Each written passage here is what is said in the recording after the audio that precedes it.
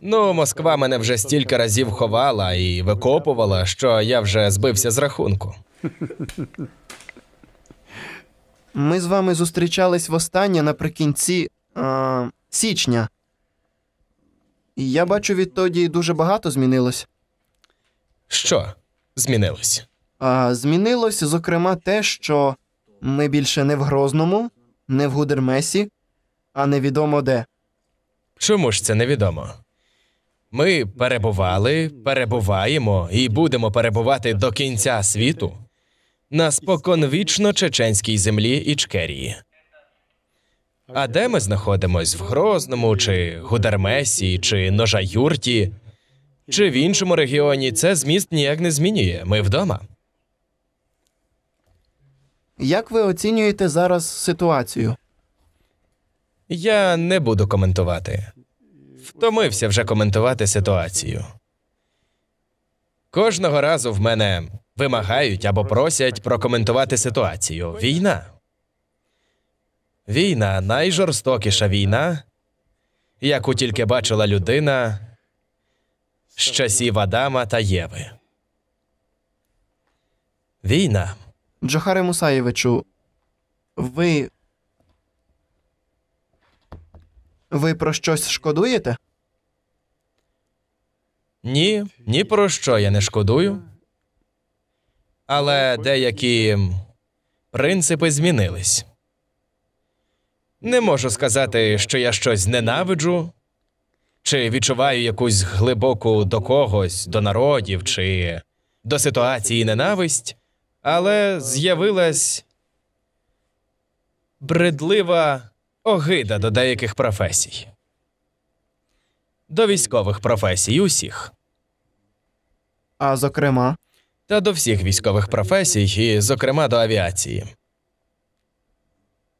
Незабаром 9 травня, Джохаре Мусаєвичу, що б ви хотіли побажати народам колишнього Совєтського Союзу? Народам колишнього Совєтського Союзу? Нічого я не побажаю. Те, що вони заслуговують, вони самі собі це і нагнітають, і самі доходять до того, на що заслуговують. Народи колишнього, чи теперішнього, чи майбутнього Союзу, і, зокрема, Росія, хворі русизмом. До того ж, це дуже небезпечна, важка хронічна хвороба. Русизм страшніший за фашизм, нацизм, расизм, за усі людиноненависні ідеології. Хочуть вони цього чи ні. І цю страшну хворобу, мабуть, можна вилікувати лише найважчими випробуваннями. Найважчими випробуваннями.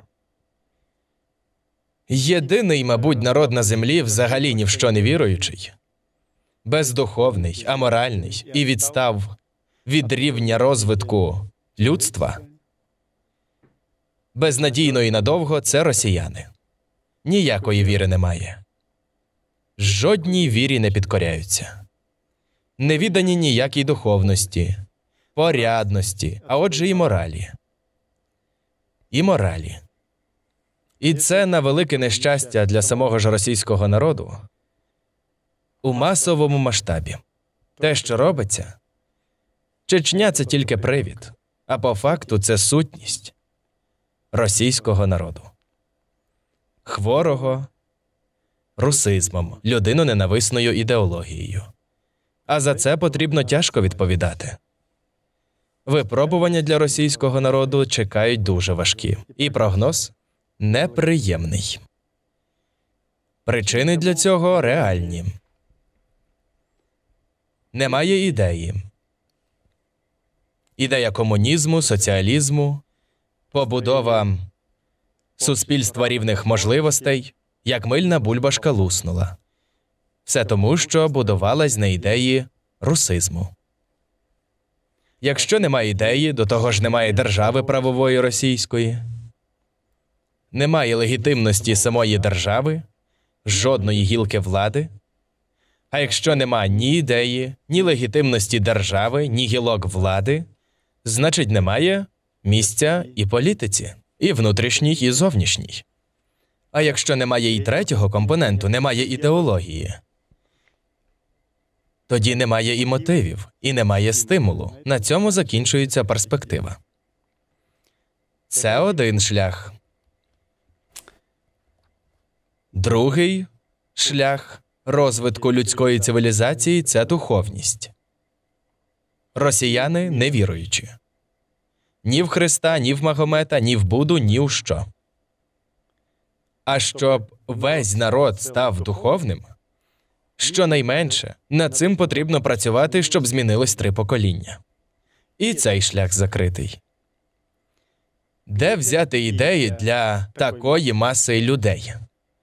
Можна йти за прикладом Заходу, зробити своєю ідеєю долар, Богом своїм. У цьому випадку глухий кут.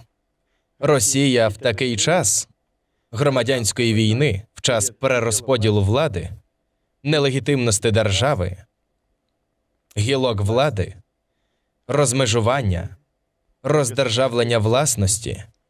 Ось в цей період така ідея настільки небезпечна, що всі візьмуть каміння, в кого є автомат, а хтось ракету, і громадянською війною будуть вирішувати цю суперечку. Цей шлях теж закритий. Обидва шляхи і духовності, і нової ідеї – шляхи закриті. Зараз намагаються політики, ідеологи. Третій вибрати шлях – це слов'янізація, об'єднання на слов'янській основі. І з цього теж нічого не вийде. Оскільки головний складовий компонент слов'янізації – українці ніколи не змиряться з русифікацією і з русизмом. Є лише один шлях для розвитку російської держави і народу. Але я вам його не скажу. І цей ключ у нас. Джохаре Мусаєвичу, ви пам'ятаєте, як востаннє ще в колишньому Совєтському Союзі ви святкували День Перемоги? Звісно, пам'ятаю. Я ж командував гарнізонами у 3 округах. Це, звичайно, одне з найвеличніших надбань цивілізованого світу. Перемога над людиноненависною ідеологією і фашизмом. Але, на превеликий жаль, перемагаючи і борючись з фашизмом, людство породжувало русизм. До того ж, на очах усього світу. У той час, як весь цивілізований світ боровся із цією чумою, ціною величезних втрат та руйнувань, у цей час в Росії винищували мільйони людей за національною та духовною ознакою. Тільки в одній ямі зарили 12 тисяч кращих синів Європи та цвіту цивілізації польських офіцерів. 40-тисячну армію польську знищили і залишили з них лише один підрозділ для огляду. Мільйони народів депортували і знищували, у тому числі чеченський народ весь. 2/3 нації ми втратили у цій мерзенній, паскудній ідеології народження русизму. І русизм почав набирати силу.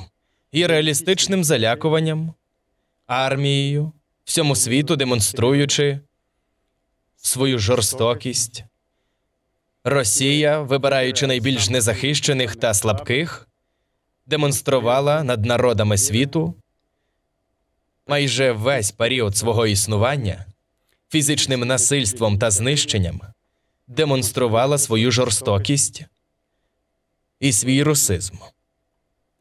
Давайте пригадаємо. Не встигла завершитись війна в 44-му році, де десятки мільйонів народу було фізично знищено, депортовано і зробили суцільний концтабір у величезному геополітичному просторі. Одразу ж вступили у боротьбу з Іраном. Пішли війною на Іран. Дали відсіч в 53-му році. 52-53 роках. У 56-му дала відсіч Угорщина, у 68-му Чехословаччина, після того Югославія і так далі. А потім війна в Афганістані, а далі Нагірний Карабах, Азербайджан, Вірменія, Грузія, Абхазія, Південна Осетія, Інгушетія, Північна Осетія, Молдова, Придністров'я, Балтика, Таджикистан. І пішло-поїхало по світу знищення народів і земної цивілізації. І жодна людина, фабриканти, авантюристи, відверті злочинці з вищих ешелонів влади, що робили найтяжчі злочини проти людства, не понесли покарання. А апетити все більше і більше розпалювались і довели ось до цієї ситуації, що коїться зараз в Чечні.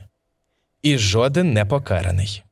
І можу вас запевнити, поки винуватці трагедії, беззмістовних народовбивств, жорстокість, цинізм народжують непоправне зло на землі, не будуть покарані і не відчуватимуть, як ті, так і наступники, невідворотність покарання за злочини, біди Росії будуть зростати щогодини.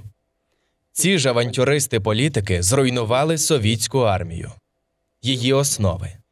Здавалось, бастіон миру, захисту інтересів, багатомільйонного, 300-мільйонного громадянського населення СРСР. А зараз вони є звичайними бандитами. Бандитами з відверто огидно хижим тваринним виглядом. Знищуючи просто так, застосовуючи усі види озброєння військової техніки, засоби масового знищення, демонструючи свою жорстокість щодо мирного населення. Ті ж ветерани війни та праці, які такими зусиллями здобули цю перемогу і майбутнє, і сподівались хоча б старість свою закінчити природньою смертю на цій землі, ми зараз не лише не можемо вшанувати їх, ми не можемо їхні трупи дістати з-під уламків і поховати їх. Ось до чого довели совітську армію. Я цілком переконаний, з глибокою надією, хоча переконань вже немає, що, мабуть, ветерани війни Збройних сил не зараховують себе до цих вандалів, до цих злочинців і не підтримують цю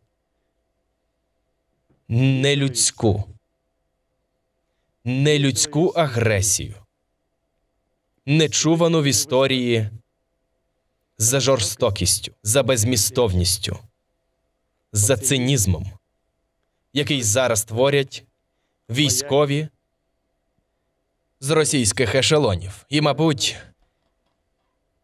за те, що вони зруйнували совітську армію ось так і перетворили її в банди угрупування, звичайних бандитів, змішавши їх зі злочинцями, найманцями, у тому числі авіацію і військово-морський флот, слава совітського народу, держави совітської, слава, фактично, і гордість 300-мільйонного населення перетворилась сьогодні в звичайних мародерів, бандитів та злочинців. І ніхто за це не несе покарання. А апетити у цього злочинного угрупування верхівки влади все більше зростають.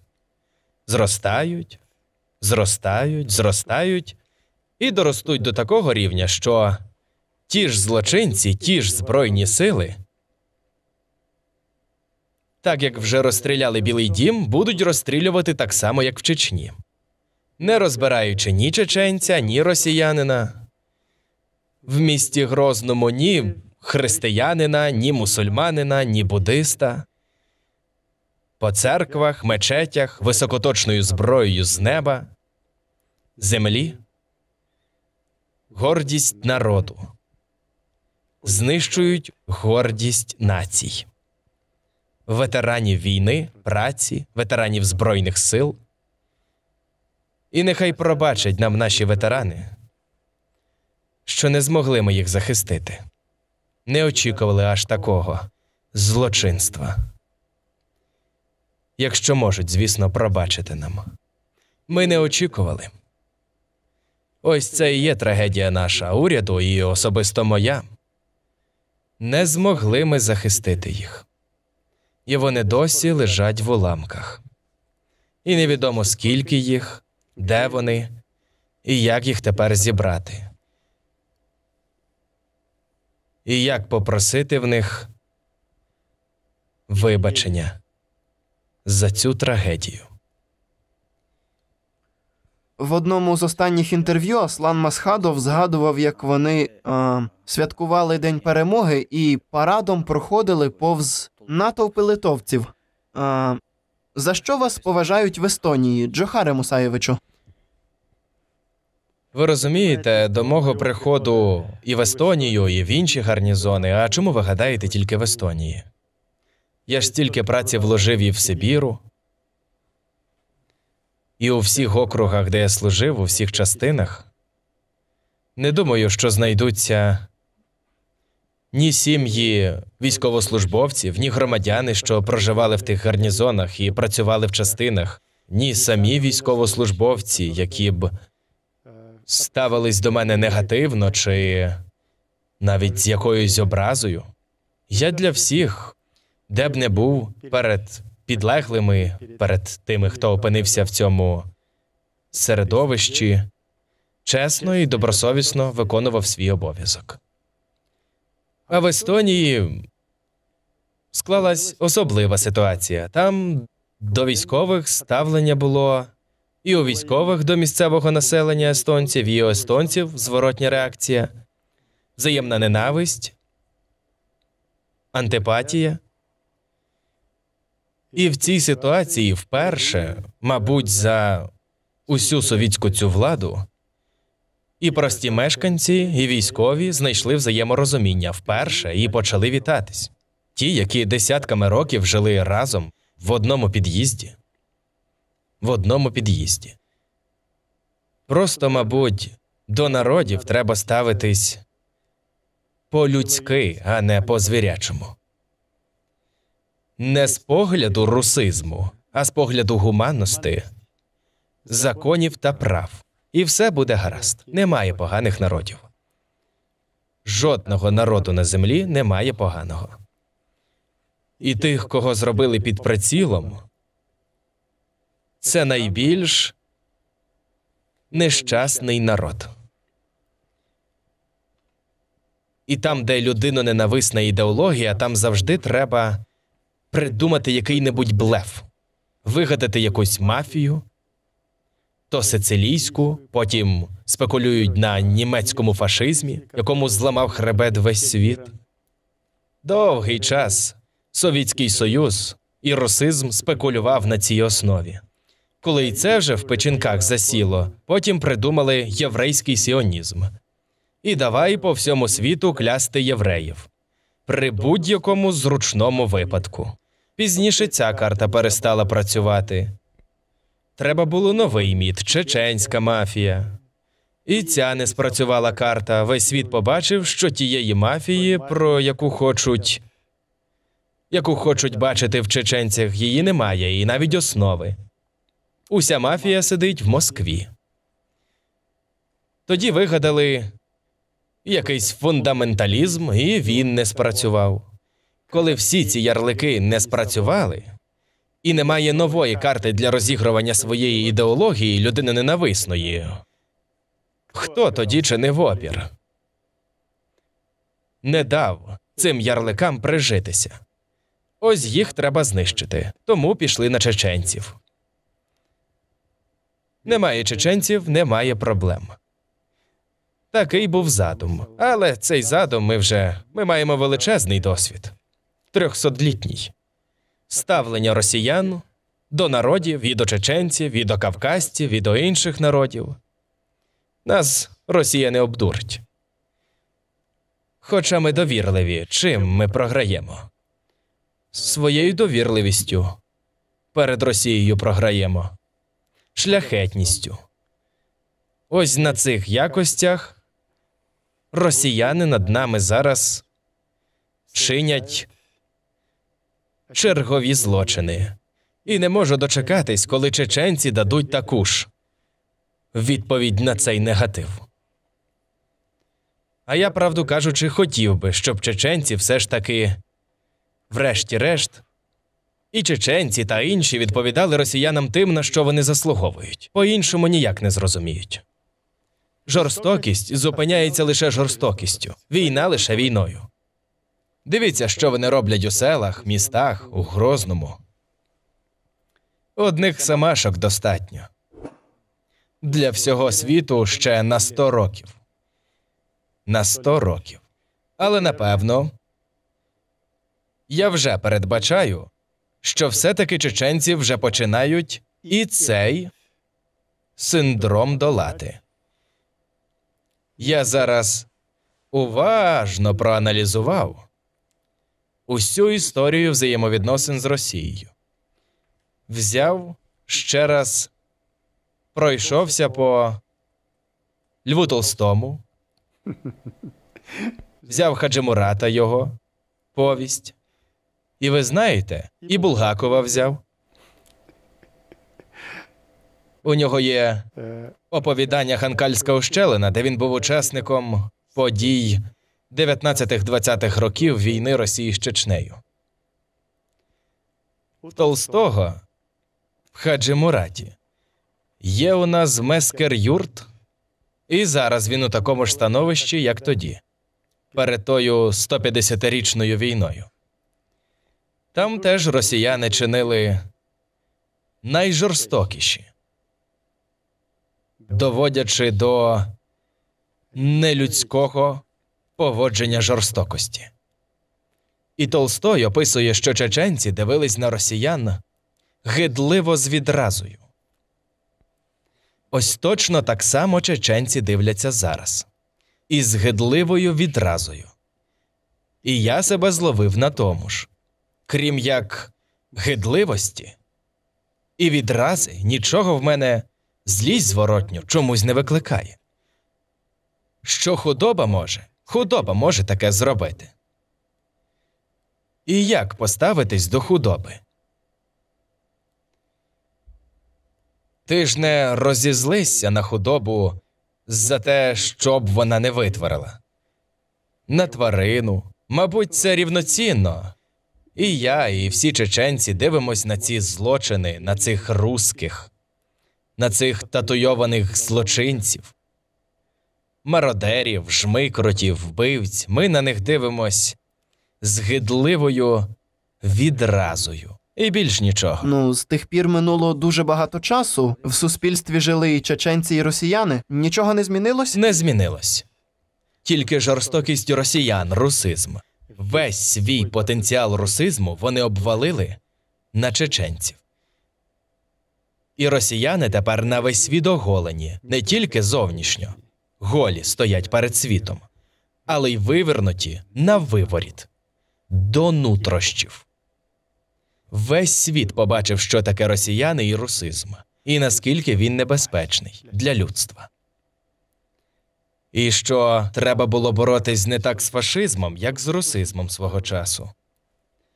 Тепер ця хвороба запущена.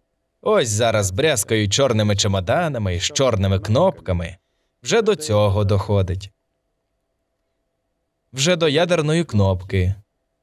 Вже руки тягнуться.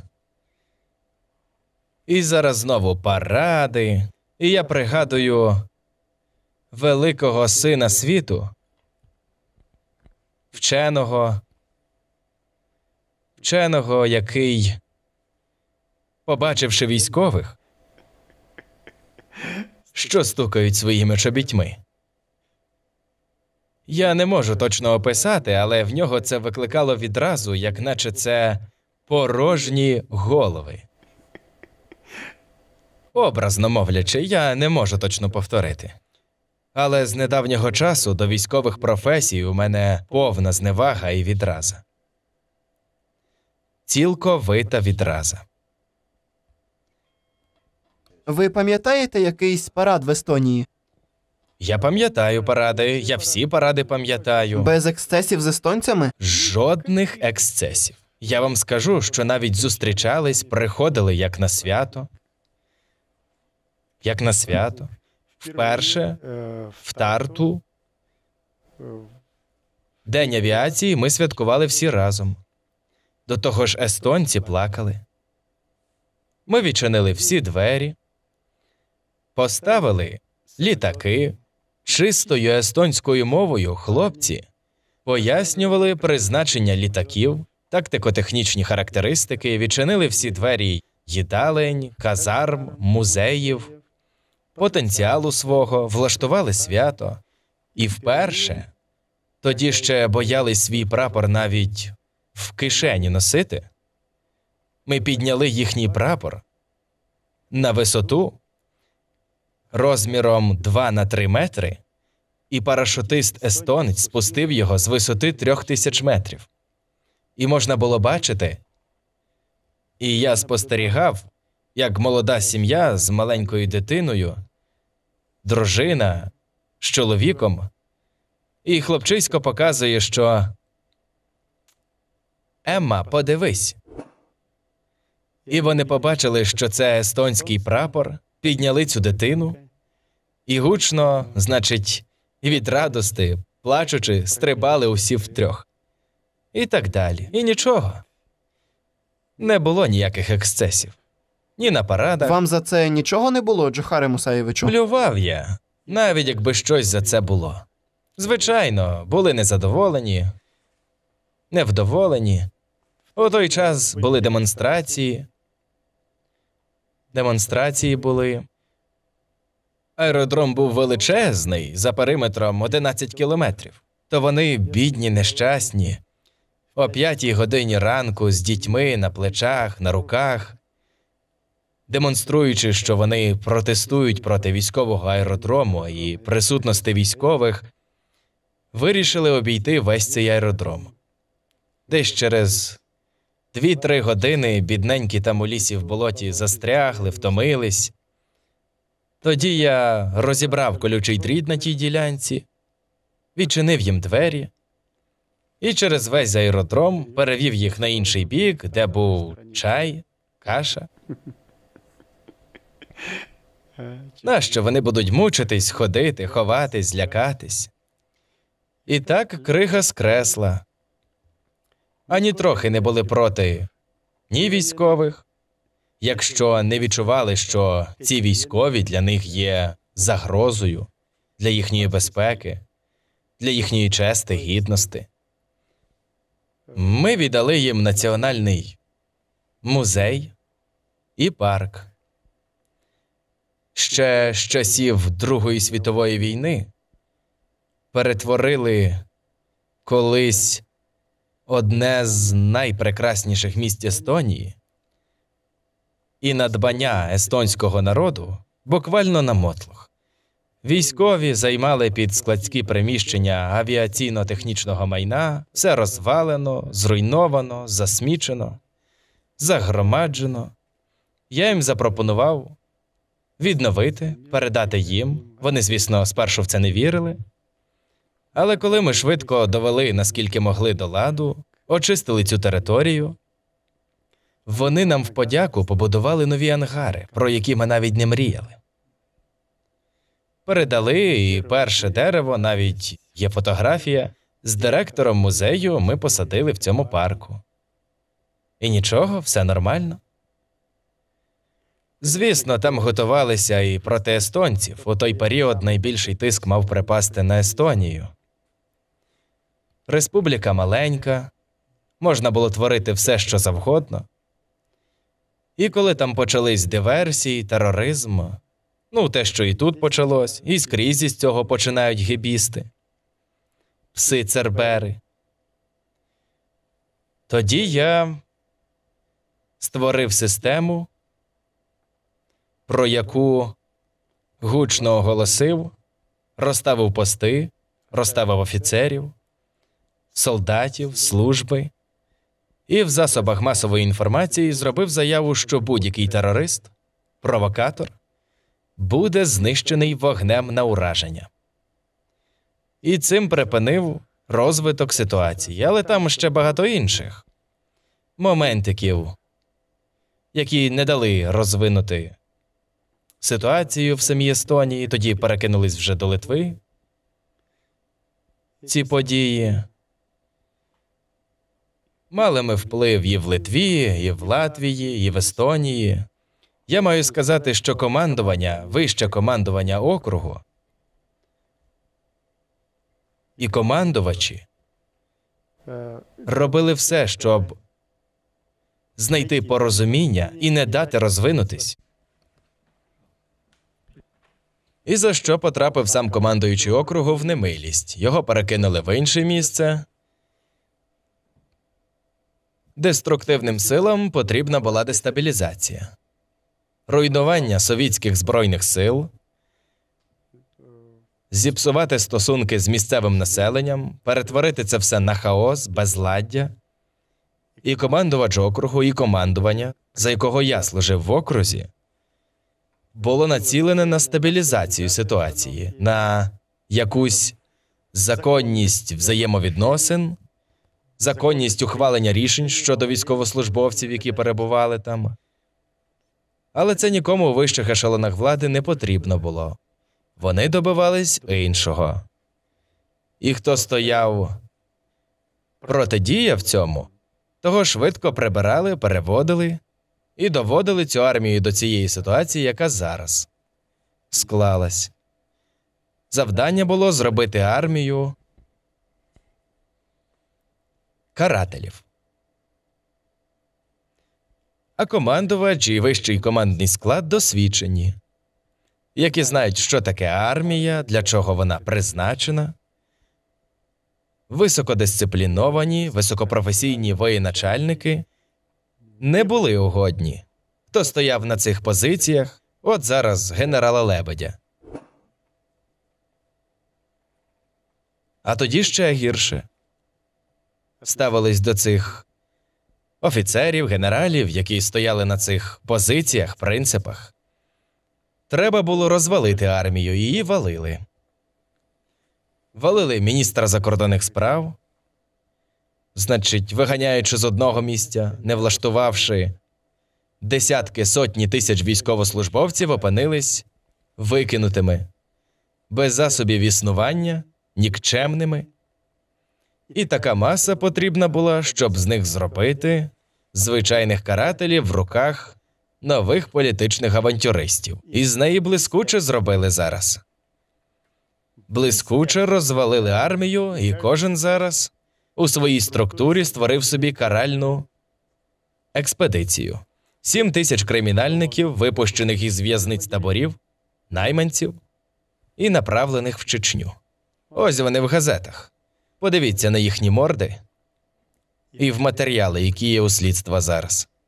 З татуюваннями такі, значить, круті, розгнуздані, наколоті, напиті, набиті. Ось що зробили в подарунок 50-річчя ветеранів війни та Збройних сил. Нинішні авантюристи і керівники усіх рівнів. Джохаре Мусаєвичу, у вас під час тієї служби були справжні свята? Я вам скажу, що означає справжні свята. Справжнім святом завжди був День перемоги. Справжнє свято. День перемоги над людиноненависною ідеологією та чумою. Куди ще більше свято? Звісно, будь-яке свято для військового, відрядового, а тим більше для командного складу – це була величезна робота, відповідальність, підготовка, чергування, значить, військові ритуали і, взагалі, військовий механізм дуже складний. Там потрібно було все зробити до найдрібніших. до найдрібнішого продумати, зважити, провести. Багатотисячна маса людей задіяна в тому чи іншому заході з різними рівнями підготовки. Це дуже складний механізм. Це було відповідально, але водночас і святково. Урочисто, святково, від душі. Були надумані, де треба було провести захід на догоду комусь, або інспекції, або комісії, а були й справжні свята. Щось зміниться, якщо вас не буде. Вас не стане. Якщо мене не стане, ви знаєте, я вас можу без перебільшень запевнити, не тільки нічого не зміниться. Не тільки нічого не зміниться. Процес навіть піде в тому руслі, в якому я б хотів бачити, більш значною мірою.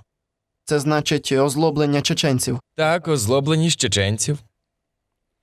Чеченці – народ поки що довіряє в основній своїй масі, 90%. Вірить, довіряє і чекає від мене. Від мене щось чекає. Тільки краще, тільки добре, а я їм цього дати поки не можу. В час такої неприборканої агресії зруйновано все. Все зруйновано. Від дитячого садка до вищого навчального закладу, від виробництва наперстків до важкого машинобудування нічого не залишилось. Все зруйновано, все знищено. Але навіть не це найголовніше.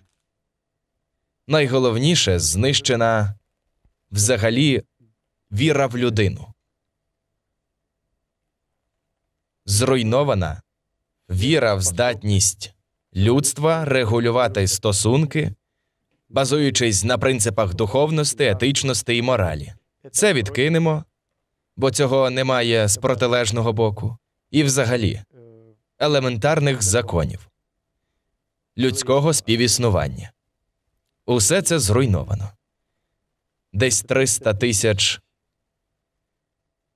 громадян чоловічої статі від 17 до 50 років залишились без житла, без засобів для існування, без роботи і без будь-якої перспективи.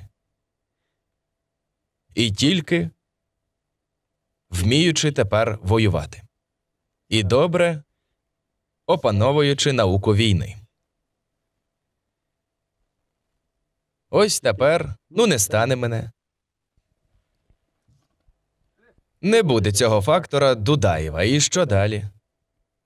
Я думаю, що невідворотність відплати за зло, процес просто пришвидшиться і набуде масовий хаотичний характер. Масовий хаотичний характер зростаючий. Зростаючий.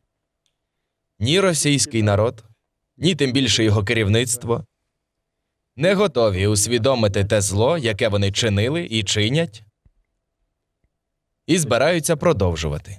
Але ми не збираємось довго, щоб нас загнали в нори і звідти зброєю масового знищення нас тут знищували. Війна – це мистецтво, жорстоке, але необхідне в даній ситуації. Тому ми готуємось до тривалої війни. Про довіру, Джохаре Мусаєвичу. Ми в деяких селищах бачили, як намагаються домовитись так звані групи активістів з російськими військовими про те, що вони зі свого боку бомбити не будуть, а ті беруть на себе захист від бойовиків. Усе це звичайний блеф. в який вже жоден чеченець фактично не вірить. І для такої довіри Росія не залишила жодного місця. І самі росіяни знають, що це лише гра і блеф. Це чергова провокація. А що з цього виходить, ви, мабуть, теж бачили. Бачили в Самашках. Ну і в Самашках, в Памуті, і Алерої, і в інших населених пунктах. І в тому ж Гудермесі, і в Шалях, ви самі, мабуть, бачили. І були свідками, чого коштують ці ігри. Звичайно, фанерно-сірниковий комбінат намагається виправдати свої гроші, які він зжер, неприборкані свої апетити. Припідносить, наче ось там, вже 4 роки годують російський народ. І ті ешелони влади, які їх заохочують, ось, зараз, і ніяк не народять. Ви чули заяву, що за 6-8 тижнів? 6-8 тижнів із чеченським фактором буде покінчено. Це яка вже заява і які терміни? Значить, це все від того, що російський народ хворий русизмом. Він тільки чатує і чекає знищення Дудаєва. Я взагалі такі речі не збираюсь коментувати і спускатись до рівня російських очільників, які можуть ляпнути на весь світ вульгарщину, погрози, Дудаєва треба знищити, чеченців треба знищити. Та що це за очільники, що це за народ такий, який дозволяє своїм керівникам спускатися до рівня, я вам скажу, табірних сук? Я вас запевняю, що в Росії єдина сила, здатна приборкати це беззаконня, на сьогодні це злочинці в законі, у яких є кодекс, принципи, стійкі, навіть більш моральні, ніж у політичного керівництва і ешелонів влади в Росії, і які можуть приборкати беззаконня, притягнути до відповідальності розбійників і забезпечити виконання вироку. Це лише злочинці в законі. Іншої сили в Росії сьогодні немає. Гляньте на ваших демократів. Той самий Говорухін – звичайний провокатор. Чи Ющенков – звичайний провокатор. На Росії залишилось декілька імен, які можна назвати, які мають принципи. Це з команди Сахарова, Єлена Боннер, Валерія Новодворська, здебільшого жіночий персонал, депутат Шабат. І я відчуваю, що цій людині, життю цієї людини загрожує небезпека. І підстави для цього є. І рекомендував би йому з цієї країни швидше виїхати. Виїхати. Ще поет Євтушенко, який був громадянином і залишився ним. На своїх позиціях, принципах більше жодної людини на Росії назвати сьогодні, у якої є демократичні принципи і взагалі принципи, неможливо. Ви забули про Ковальова? Ковальов виконує свою роботу. Він роботу виконує. Це його робочий обов'язок. І не більше. І невідомо, куди Ковальов ще поверне. Як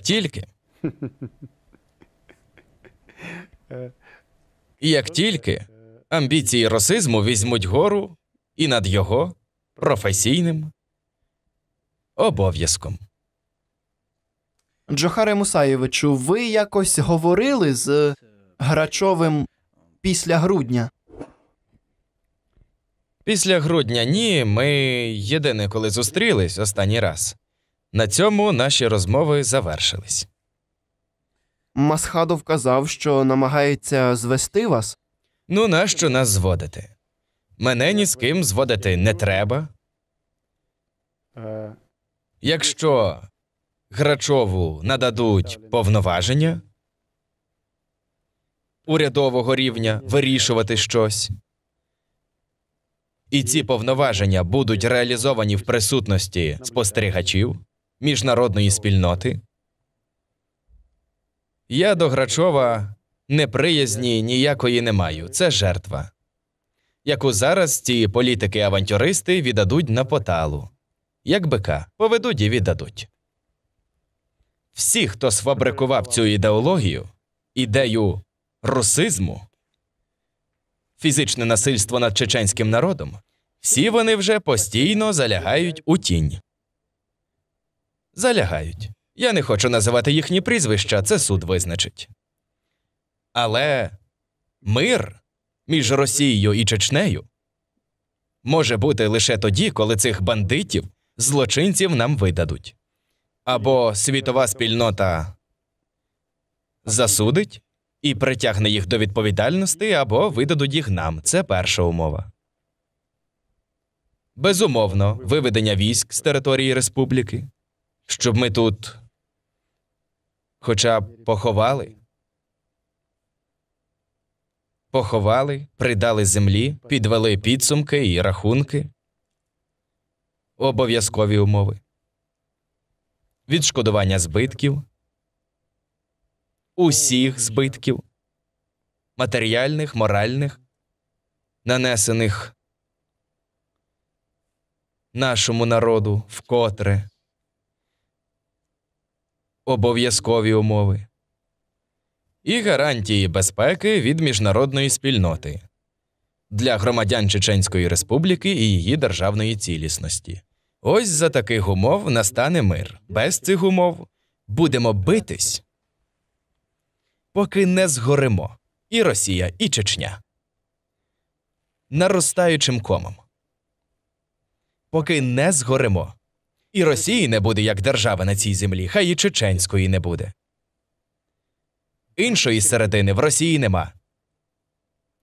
І ніякого шансу у неї немає. У нас є шанс. А в неї нема. Ви сподіваєтесь на міжнародну спільноту, Джохаре Мусаєвичу? Без жодного сумніву. Без жодного сумніву. Яка склалась ситуація? З часів Адама і Єви не було випадків, щоб вся земна куля, все людство земної кулі поділяла участь однієї сторони і з глибокою ненавистю ставилась до іншої. Лише сьогодні склалась така ситуація. Народи земної кулі, всі як один, незалежно від віросповідання, окрім невіруючих росіян, взагалі ні в що не віруючих, хочуть ось це поєднати іслам, значить православ'я, йде війна, блеф це все. Ніякої війни між ісламом і православ'ям немає. І християнством точніше. Християнський світ в своїх костелах, єврейський в синагогах, в буддійських храмах однаково молять, здійснюють молебень і просять Всевишнього змилосердитись над чеченським народом. І тільки в Росії, бездуховні, ніхто не здійснює ніякий молебень і чекають знищення чеченців. Тому це війна не між ісламом і християнством. Це війна віруючих з невіруючою сатаною русизмом. Так само, як весь світ боровся з фашизмом. Така ж боротьба триває зараз. І з русизмом. І буде посилюватись ця боротьба. І даремно росіяни думають, що зараз армією своєю, злочинцями, ядерною зброєю залякають світ, людство, не залякають вже. Всі вже лякані, всі пройшли це пекло русизму. І росіян поставлять в стрій земної цивілізації, або її не буде як держави. Або вона повинна буде встати в стрій світової спільноти. А для цього людство Потрібно докласти зусиль, щоб жодних блоків, протистоянь в світі військових не було. Особливо блоку російського з русизмом. І протистоянь. Треба лише один блок. НАТО є, і його треба нарощувати. І хай входять в один блок військовий для захисту інтересів усіх народів земної кулі. І чим слабші, тим більший повинен бути захист. Тоді буде спокій і мир на землі. І нема чого Росії в такому вигляді робити в Раді безпеки постійним членом. Час їх викидати звідти. І взагалі в ООН нема чого робити.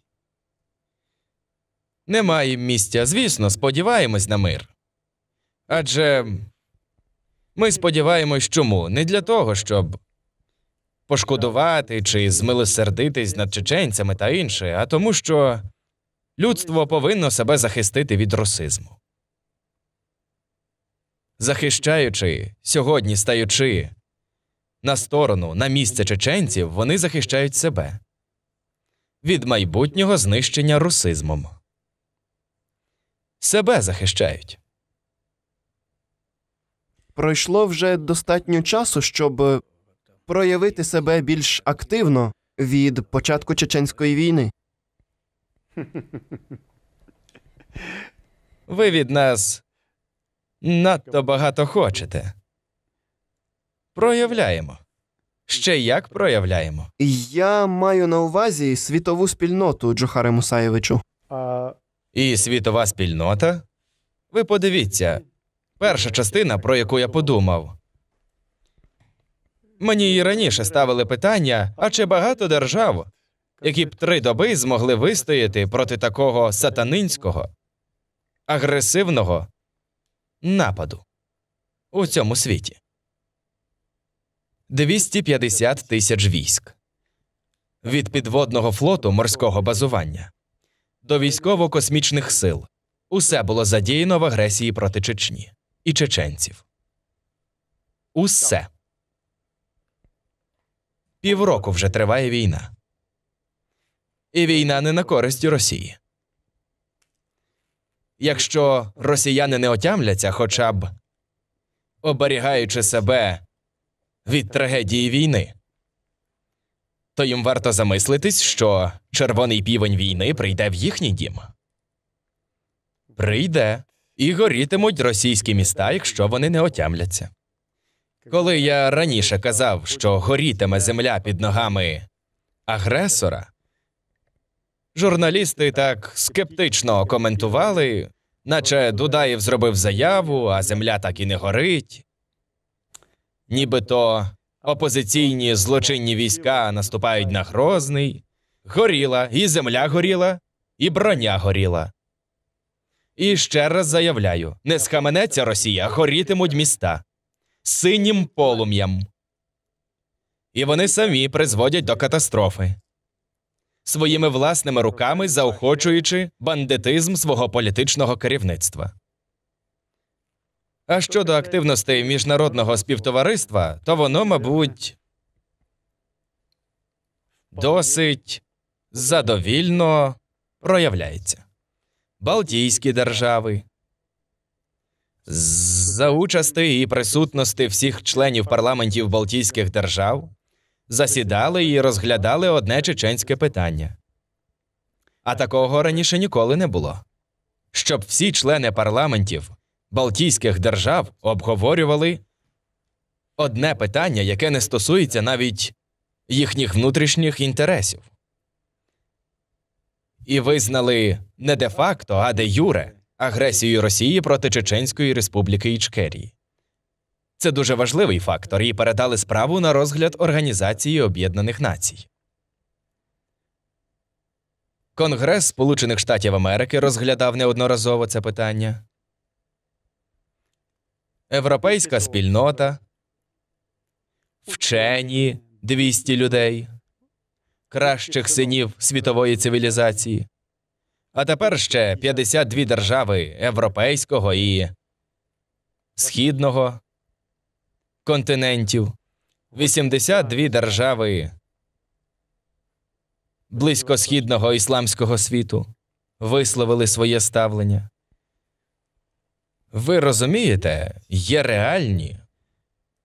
реальна сила, яка сьогодні працює. Це Росія не хоче бачити позицію світової спільноти наподобі страуса.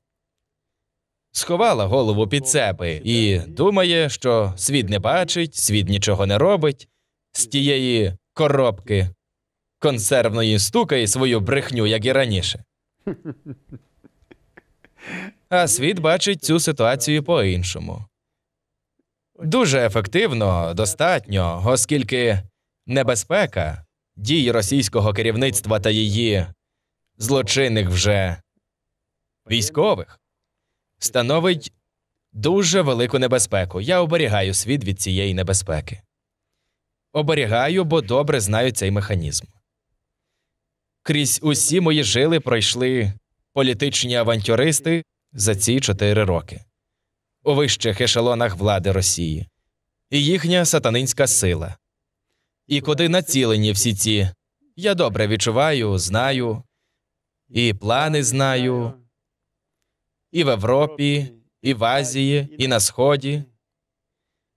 Достатньо відомо із перших джерел. Тому світу від цієї агресії багато може перепасти, якщо будуть неуважні. Джохаре Мусаєвичу, ви б сіли за стіл перемовин з Хаджієвим? А це що таке? Ну, припустимо, якщо от Ви знаєте, буде така пропозиція Ви Росії... знаєте, я ними гидую.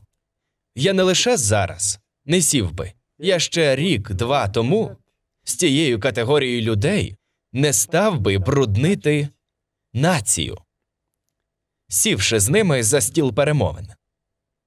Зі всіма цими жмикрутами, авантюристами я ж не собі належу. Поки я обранець народу, я повинен берегти честь своїх громадян і свого народу. А з цією категорією людей я думав, з чим можна порівняти подібну категорію людей. Блискуче описані манкурти, воно вже війшло у вжиток. Блискуче описані шарикові, така порода теж є. Навіть вампіри Гоголя теж є. Але цю категорію ніщо з цього повною мірою не відображає. І я дійшов висновку, що вони просто з породи клопів та вошів. Що клопи, що воші заводяться в брудному місті, особливо воші.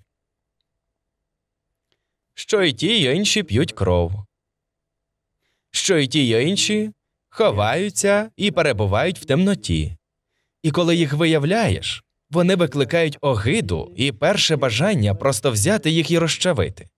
Але водночас огида від того, що звідти піде поганий запах. Ось така категорія людей. І буде в мене колись час, я, мабуть, психологічний портрет цієї категорії людей опишу. Джохаре Мусаєвичу, а чи означає сказане вами, що, припустимо, якщо російські все-таки виведуться звідси війська, то почнеться війна вже громадянська всередині Чечні? Не почнеться. Громадянської війни не буде. Бо ця категорія, вона не приживається в чистому місці. Ця категорія людей, людисьок, якщо їх можна так назвати, вона знайде своє місце там, де для них сприятливе середовище, брудне місце. В Чечні таких місць не залишилось. Їм доведеться своє місце шукати за межами, там, де їх народили. Де їхнє гніздо, туди вони й побіжать. А громадянської війни в Чечні, звичайно, важко. Як я вже казав, 300 тисяч чоловічого населення озброєне до зубів, вміючи лише воювати без засобів існування. Будуть великі труднощі, величезні. І до того ж, я вам відкрию секрет. Я схвильований цією ситуацією. Ну, взяли ці зараз жмикроти, взяли, вийшли. І фактора ворога на території немає. І що я далі буду робити з цією масою? Роботи немає, даху немає, сімей у багатьох немає, розбили, вбили, зарізали, депортували, зґвалтували. Що мені робити з цією масою? Це у мене великий клопіт. І в мене більше болить голова, що я буду робити, коли ці злочинці звідси підуть і не буде фактора ворога. Це буде для мене найскладніший час. Найскладніший. Але розраховувати на громадянську війну? Мабуть, громадянської війни ми не допустимо. Духовність зростає дуже сильно в геометричній прогресії. Духовність, а там етичність, а де етичність, там мораль. Ось на цей процес я особисто зацікавлений в продовженні протистояння. Поки духовність, етичність, мораль не охоплять всією масою. Є ще категорія тих, що вагаються, ми за мир, шукаючих легкого життя, і цю категорію треба очистити. Або середини в нас бути не може. Ну, до речі, таких дуже багато. Людей, наприклад, які б хотіли вільно пересуватись, возити товар туди, назад, а через війну, через цей чеченський фактор, вони не можуть пересуватись. Вони злі на всіх. Таких немало. Це їхня проблема. Перш за все, людина повинна бути стурбована долею свого народу, своєї нації і майбутнього. Людина, яка турбується про свій гаманець і живіт, мабуть, не потребує моєї турботи. Цю категорію я не беру до уваги. Я турбуюсь про звичайних громадян, без комплексів, що зазнають жахливих випробувань цієї нестримної агресії, з усмішкою на обличчі, не демонструючи свій біль. І я вам скажу, що доходить до такого стану, при якому якось нещодавно я зустрів жінку 70-річну, приблизно, сама, в гірському масиві. Сором'язливо усміхнувшись, підійшла, обійняла. І я поцікавився, звідки вона. Каже, з Грозного, з Мічурінського селища. Де сім'я? Сім'я загинула. Сини загинули. Чоловік під бомбардуванням, під ракетним ударом загинув. Але це, каже, не так важливо. Це воля Всевишнього. Чи залишився будинок, каже, мене це не хвилює. Скажи мені одне своїми вустами. Будемо ми під Росією чи не будемо? А я їй кажу. Це більше залежить від Всевишнього, я можу сказати від себе. Ніколи більше чеченський народ не буде під Росією. Ніколи. І можна було побачити, як, мабуть, 16-річна дівчинка так не стрибала б від радости, як вона. Вона отримала повну, каже, з твоїх вуст мені цього достатньо, і я щаслива. А те, що дім, там майно, все інше, ти, каже, про це не думай. Це така дрібниця. І нехай в тебе через це голова не болить. Головне, щоб тебе боліла голова, аби ми не були під цими вандалами. Ось завдання.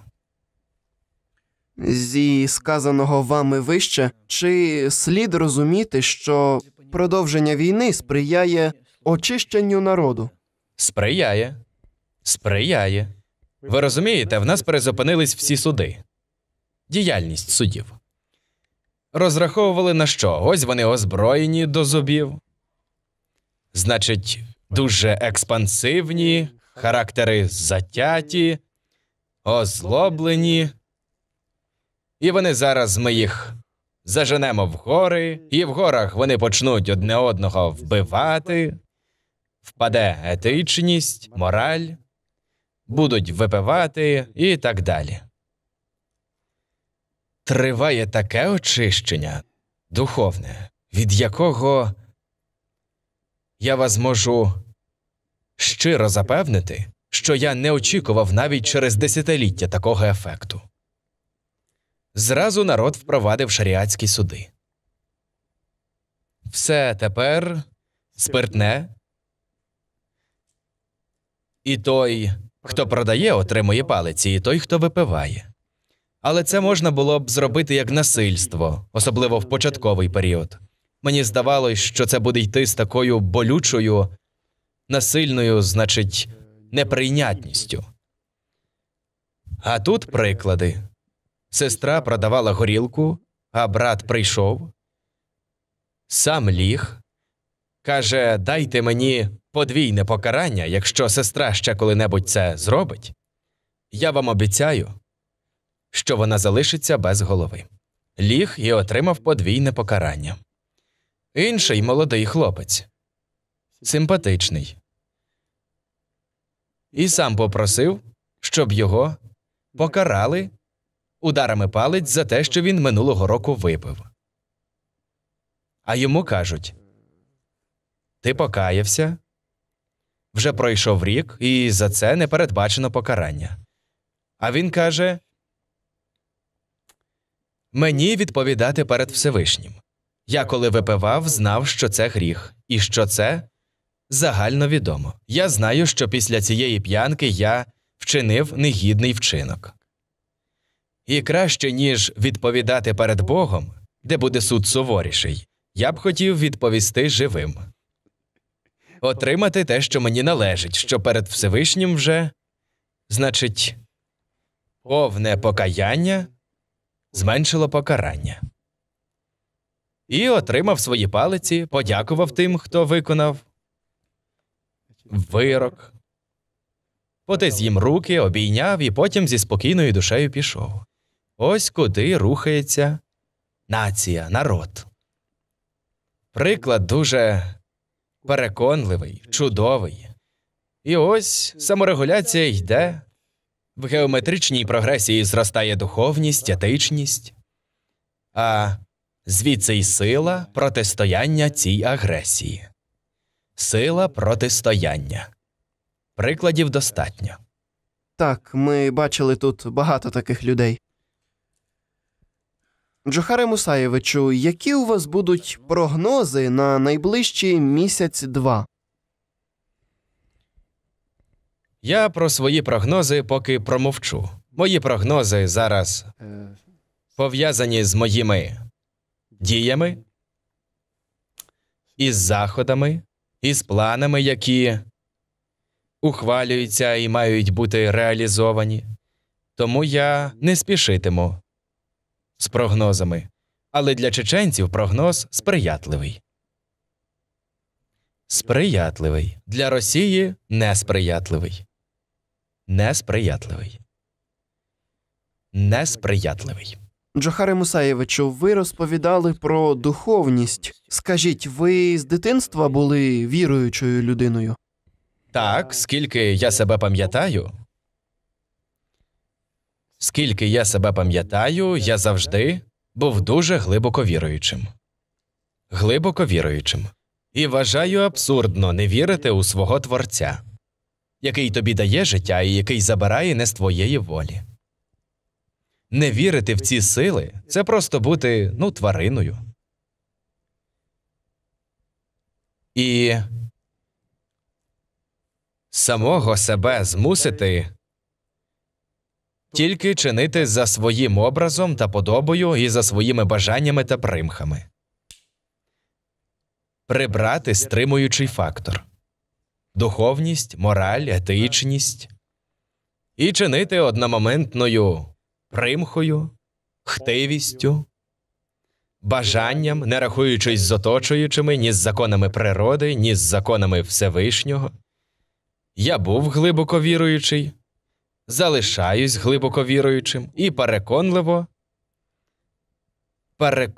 стають картини, при яких Я сам відчуваю їх, я сам бачу, що є сили, величезні сили, сили Всевишнього, які нам не підвладні, я їх реально сам бачу, відчуваю, тому не вірити цьому – це означає займатись просто самообманом.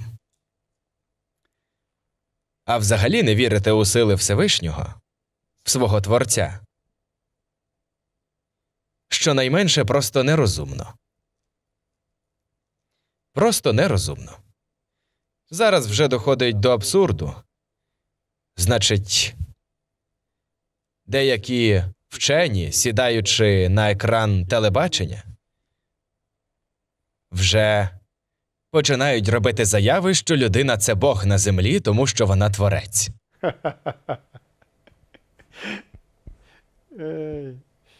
Усе це смішно. Я викликав своїх членів академії, академіків, на дискусію. Давайте ви зі своєю командою вчених, і я з групою, зі своєю командою, подискутуємо про філософію життя, про закони природи, про закони Всевишнього і з'ясуємо наше ставлення. Ми готувались, вони прийняли виклик, щоправда, з обережністю готувались, і якби не ця війна, то така дискусія, мабуть би, відбулась. Я готовий зі своєю командою і викликаю будь-яку команду земної кулі для дискусії і обговорення цього питання. І переконаний, що ми переможемо. Ось де тепер сліди татаро-монгольські, де Монголія? Що вона собою являє? Тамерлановська саранча, Візантійська імперія, де вона була і куди зникла? Османська імперія, де вона була і куди зникла? Так само має зникнути і Російська імперія.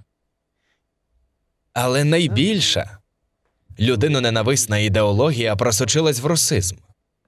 Вона вже у пізній період просочилась, зібравши весь досвід попередніх. Набула ось яку зброю небезпечну, і вона користується цією зброєю. А розказують, от, у Дудаєва, там… Сьогодні по телебаченню якийсь там диктор. Дудаївці застосували озброєння 120-мм, заборонене Віденською конвенцією. Ох ти, Боже мій! Блюзнірство, цинізм і блеф. А те, що застосовує Росія, це все дозволено Віденською конвенцією, Всевишнім. Росіянам дане право вбивати дітей, зносити села з лиця землі тільки тому, що ті ж чеченці воювали проти фашизму, тому що ті ж чеченці більше за всі совітські народи вклали внесок становлення цієї армії. Депортовані, резервовані, позбавлені права, людського права на життя за всю цю совітську владу. Пахали як буйволи, впрягнувшись в цю запряжку. І ось тепер подарунок їм. Від тих самих Збройних сил і від їхніх озброєнь. Від цього русизму. Так що Росія сьогодні – це Карфаген, який повинен бути зруйнований. Або він має стати демократично-правовою державою, хоча демократією там навіть не пахне, принаймні дотримуватись законів і прав. Або ж ця держава повинна зникнути з історичної карти. Середини немає. Джохаре Мусаєвичу, можете щось сказати про кількість вбитих в російській армії? Не можу сказати, тому що мені ані трохи не приносить ні задоволення, ні радости від того, що ці цифри вбитих, заритих саме заритих. Найстрашніше те, що російська сторона до своїх цих посланців сюди на цю бійню ставиться настільки аморально, зариває в ями сотнями. Трупи гниють, їдять собаки, їдять коти на очах усього світу. І демонструють ось, які ми безжалісні і до своїх, і до чужих, що тут скажеш. Не роблять нам чести ці цифри. І дай Всевишній, щоб їх було якомога менше. Хай буде стільки, скільки кажуть в Росії. Хай хоча б цим заспокоють свою совість. Нехай хоч цим себе втішають, що їх мало. І чим менше вони називають, тим більше я радію. Хай буде менше. Джохаре Мусаєвичу, чи може щось різко змінитись в політиці Росії щодо Чечні? Бо неочікуваність завжди була характерною рисою російської політики. Непередбачуваність, а не неочікуваність. Непередбачуваність. Щоб змінити ставлення Росії до Чечні, це треба змінити всю Росію. Це не спонтанне явище. Подивіться, як готували цей план. Я ж це добре знаю, щоб у військовому плані, Генеральному штабу, у взаємодії з усіма гілками влади, від Думи, Ради Федерації, виконавчої влади, правоохоронних органів, спецслужб, до Збройних сил, спланувати такого масштабу до найменших деталей, на це потрібні роки. І вони планували роками. Чечня – це лише фактор. А далі Кавказ, далі Балтика, далі Середня Азія. Тут що планувалось? Аджарія, Абхазія, Нагірний Карабах, Лезгистан, виключений з Дагестану та Азербайджану, Південна Осетія повинні були повністю під юрисдикцією з присутністю російських військ на Кавказі. Далі узбережжя Каспійського моря, включаючи Лезгистан по периметру до іранського кордону. Усі робочі, що втратили сенс і роботу на крайній півночі, на Далекому Сході, на Уралі, в Сибіру, повинні були заселитись сюди. Змінити демографічну ситуацію, витіснити дагестанців з узбережжя та інших з узбережжя Каспійського моря в гори. А далі подивіться, ми демонстрували карти, сплановані в Генеральному штабі. Кордону між Дагестаном і Чечнею нема. Включаючи Хунзах, Ічоркей, Ічоркейську ГЕС, повинні були бути знищені. Авіаційними, тільки авіаційними ударами з повітря. Ічоркейську ГЕС теж. Де затоплювалась величезна площа внизу. Знищувався весь потенціал. Як виробничий, так і природний. І залишити кавказців фактично без Кавказу. Такий був план. А далі Крим. Закінчувалась кампанія в Чечні. Усі ці війська повинні були перейти в Крим. В Литві і Білорусі коридор. В Калінінградську область, окуповану російськими військами, яких нема куди подіти. Ідіть туди, завойовуйте, і там їжте, грабуйте, гвалтуйте, вбивайте, займайтесь мародерством і цим живіть. В Латвії 2 військово-морських бази і 7 наземних військових баз. На території Латвії, окуповані, і нікуди не дінетесь. В Естонії Нарвський район. Мав бути захоплений і окупований. У Середній Азії Казахстан і Киргизстан мають бути включені в склад вже нової Росії, як колонії. З іншими вести війну силами Казахстану, Середньої Азії одне з одним. Ось приблизні плани, датовані кінцем 95-го року. які має Росія. Плани. Звичайно, плани в Росії були і апетити широкі, і раніше. Але підгоріли на Афганістані.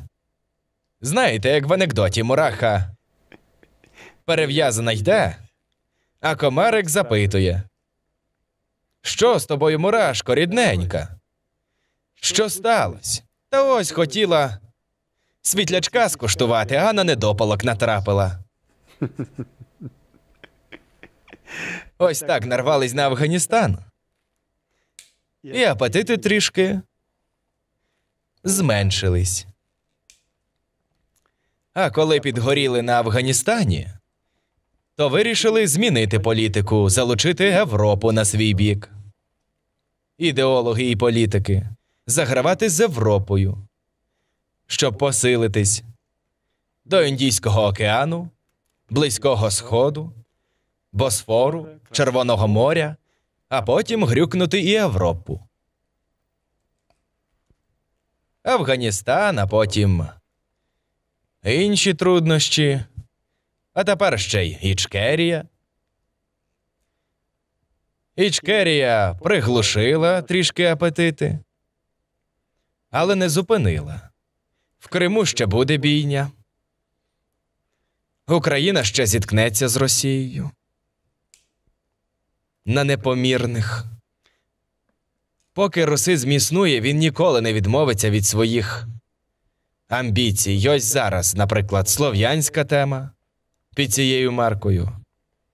Ось зараз знову хочуть підім'яти, як колись, Україну, Білорусь, зміцніти і там далі, бо тепер з Росією ніхто в союзі не тільки у військовому, а й в економічному, і в політичному, і навіть торговому ніхто не хоче бути. Бо вже добре вивчили. Скільки можна? Росія фактично рекетир. Ось вона погрозами, танками, армадами вибиває собі гроші. Ось тепер погрожує дати ядерну технологію Ірану. І якщо не, значить, цивілізований світ не хоче цього, то давайте гроші мені на компенсацію цього прибутку. Рекет. Звичайний рекет.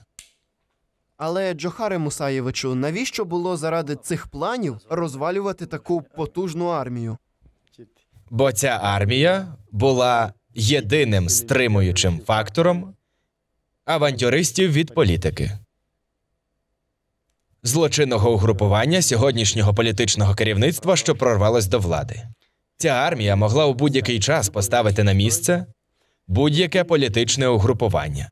А тепер, коли цього фактору немає, їхнім завданням було зламати цю армію совітську, створити свою, поступливу для сьогоднішнього режиму, і робити те, що вони сьогодні й роблять. І з цією армією, і зі своїми неприборканими апетитами. І з надією, що це залякування колишнього Совітського Союзу, його військова потужність, спрацює і далі. Не спрацює. Для того, щоб такий механізм спрацював, треба мати ідею, державу легітимну, ідеологію, політику, внутрішню, зовнішню, визнану, мотиви, стимул. Ось тоді спрацює, а зараз не спрацює. Жодні погрози з піною в роті, кривавою піною російського теперішнього режиму і майбутніх режимів нічого не зміниться. Кого б там не змінювали, сутність ще не скоро зміниться в Росії. Ось вона дума, перший провокатор цієї ситуації та бійні. Які рішення приймає? Провокуючи, наштовхуючи, ось ви, давайте, виконавча влада. Правову основу дають. Подивіться рішення, ось у мене там матеріали документальні лежать. З підписом Рибкіна, його заступника Мітюкова і так далі. Ось яка Рада Федерації теж провокує. Провокатори. А що виконавча влада? Закріплюється. А для цього свої структури. Ось апарат президента. Ви ж маєте інформацію. Наскільки він збільшився. А зараз деякі, посіпаки при цьому казані роблять вигляд, давайте змиримо з теперішнім становищем, або ж буде громадянська війна. Отже, ці стукачі і саксоти проплачені створюють фон реальної загрози режиму. Якщо там щось зачепити зараз, бо ще не зміцніли, то ця сила зараз поведе їх, на бійню, потрібна згода росіян приймати теперішнє становище і так далі. І реалістичним залякуванням вже внутрішньої ситуації створюють фон, потрібний для теперішнього режиму. А ці наїжачились і пішли далі. Ага, нас бояться. Ми зміцніємо ще більше, створимо свої структури під кожен клан політичний, свої силові структури і підемо стінка на стінку. І народ лякати, якщо ви нас будете чіпати, то ми підемо одне на одного, а чоби будуть у вас летіти, і всі сидять. Ну ж бо, хлопці. Ну ж бо. Джохаре Мусаєвичу, чи означає сказане вами вище, що в Совітському Союзі найчистішою була совітська армія? Не зрозумів? Найчистішою в Совітському Союзі була армія, бо вона стримувала владу, політичну владу. Я вам скажу, що совітська армія, попри всю агресивну політику вищого політичного керівництва, його задуми, попри весь тоталітаризм, совітська армія, як жодна інша армія, була ідеологічна, духовна, можна сказати, навіть моральна. Якщо не духовна, то моральна. Одна з найжиттєздатних складових Совітського Союзу. Щодо будь-чого. Вихованих в дусі не негативному дусі, а справді увібравших в себе ідеологію захисників народу і батьківщини, не втручаючись у внутрішні справи, але й не дозволяючи над собою і над народами, де б це не було в Совітському Союзі, жодного насилля. Я ж по собі знаю. І в тій самій Естонії, тій самій Балтиці, і в Сибіру, і де б я не служив, для мене, для моїх підлеглих і для цілої армії, громадян не смій узурпувати, не смій гвалтувати, не смій чинити якесь насильство, а зараз армія перетворилась в основному на насильство. В основному на насильство. Буквально за лічені місяці, рік, два перетворили армію буквально в карателів.